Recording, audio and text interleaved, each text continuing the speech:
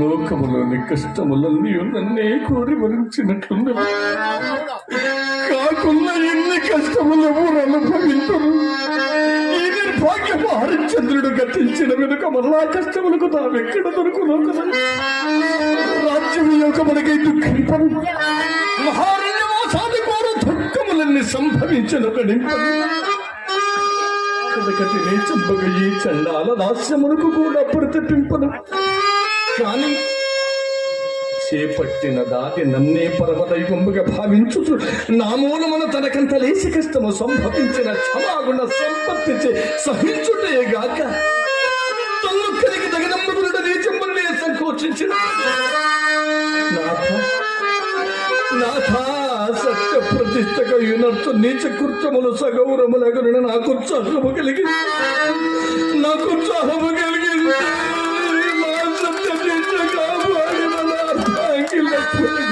చంద్రమతి యోగ దుఃఖము నేగతి భరించను. అయ్యయ్యో సాధ్యమని నీ పతి బ్రతికి ఉండగానే దేవనాథమై ఒక్క నిర్ణయం